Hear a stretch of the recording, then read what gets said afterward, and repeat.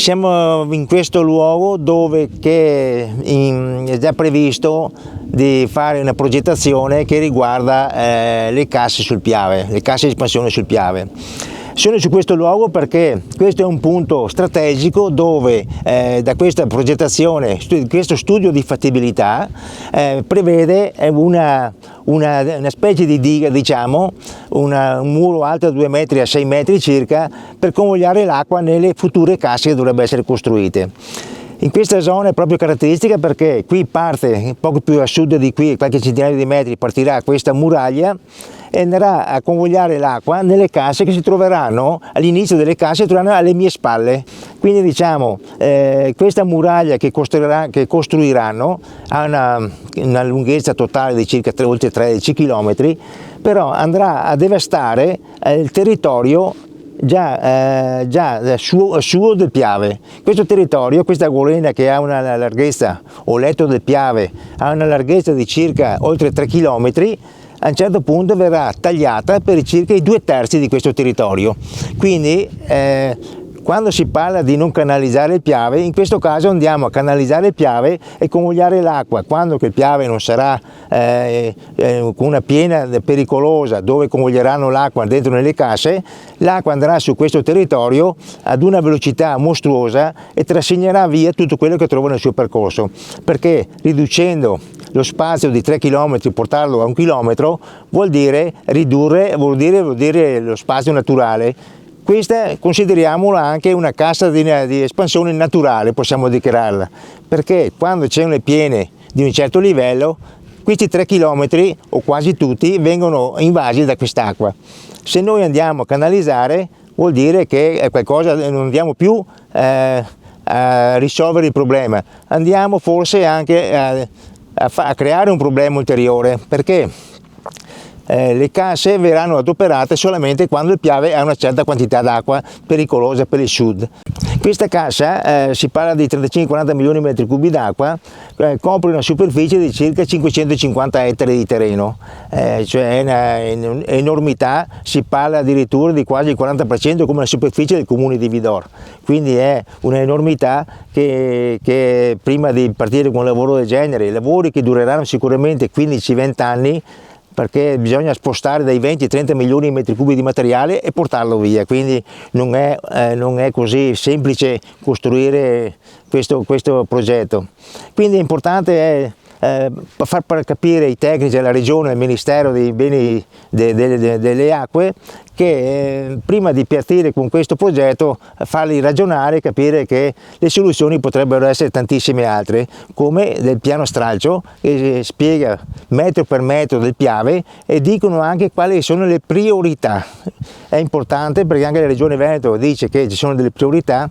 che sono importantissime e fondamentali, perché quando il Piave viene giù a 5.000 metri cubi al secondo, questa cassa qui nel giro di 2-3 ore si riempie.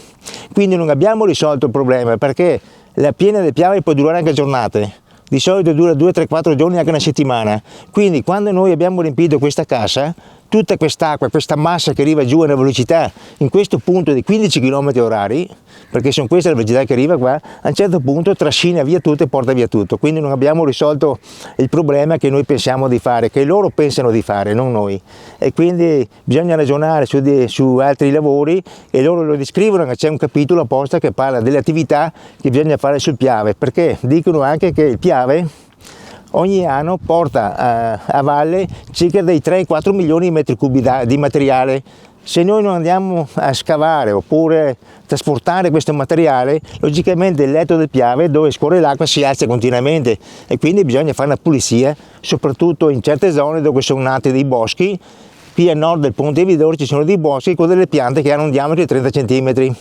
e lunghe 20 metri, quindi queste piante nate sulla ghiaia, perché l'acqua del Piave negli ultimi anni si è molto ridotta, quindi questi alberi crescono e se sicuramente ci sarà questa quantità d'acqua, come dicono loro che sarà le inondazioni, quelle centenarie, non abbiamo nessun risultato, perché quelle faranno un danno enorme anche per i ponti, soprattutto nel sud dei ponti di Piave. ci sono 5 ponti che sono sotto livello, quindi dicono la pulizia del Piave è fondamentale, soprattutto dicono negli ultimi 8 km del Piave, del mare, perché hanno scoperto che c'è tutto fango che arriva dal nord, logicamente da questa zona, e quindi il bacino del Piave all'uscita non è più sufficiente, non fa uscire l'acqua del mare, e quindi a un certo punto invece di uscire a 3-4 mila metri cubi al secondo esce appena 1500-1600, al massimo a 2000 quando va bene, quindi quando supera questi numeri non c'è più la possibilità di scaricare il Piave. Quindi l'intervento principale è quello della pulizia del Piave, interventi dai bacini ai boschi che sono all'interno, pulizia e dare lo spazio che richiede l'acqua. Se noi andiamo a canalizzare il Piave chiudendolo dentro a delle casse, andiamo a provocare un problema sicuramente su questa zona. Dopodiché queste casse sono progettate soprattutto perché sud del Piave verso la foce dove si va sul mare, gli argini del Piave sono talmente ridotti quindi quando qualsiasi piede ormai, quando supera i 2000 metri cubi al secondo, l'acqua esonda e va ad allagare le campagne, le abitazioni e le attività produttive che si trovano a ridosso degli argini. Gli argini sono stati costruiti dall'uomo, non sono argini naturali come questi qua nostri, e quindi a un certo punto noi dobbiamo recuperare l'acqua, bloccare l'acqua a monte in modo che nel sud del Piave non arrivi questa quantità. Per fare questo la progettazione prevede di questa grande cassa, si parla di 40 milioni di metri cubi d'acqua, però bisogna dire anche un'altra cosa, che la cassa viene costruita sul letto del Piave, quindi la sua efficacia non sarà più di 40 milioni di metri cubi d'acqua, perché questa è già una cassa naturale, quindi verrà ridotta sicuramente di molto la sua efficacia. Dopodiché quando il Piave è una grande piena come quella del 66, si parla di 5.000 metri cubi al secondo, noi qui andiamo a arrivare a un livello mostruoso sostanzialmente attualmente come si trova il Piave. Perché? Perché sostanzialmente negli anni non è mai stata fatta una pulizia del Piave, partendo anche dal nord del Piave, dai bacini montani, non c'è stata mai quella pulizia che dovrebbe essere stata richiesta. Quindi dai dati del piano stralcio fatto nel 2000-2010 parlano veramente di questo grosso problema. I bacini del Piave che sono sulle montagne, le dighe sostanzialmente, oltre per generare corrente elettrica, servivano anche per contenere le piene del Piave e anche per dare l'irrigazione alle campagne.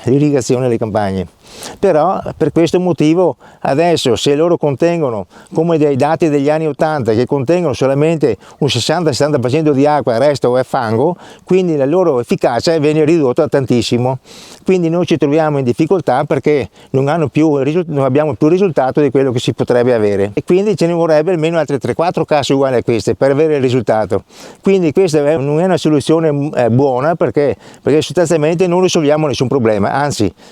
cerchiamo di risolvere un problema, invece lo creiamo su questo territorio. Qui siamo su un punto significativo del comune di Vidor, siamo sotto la Bassia di Santa Buona, la bassia storica del 1100, quindi è un punto che tutti i cittadini di Vidor e non solo ammirano e sono orgogliosi di questo territorio, di questa bassia.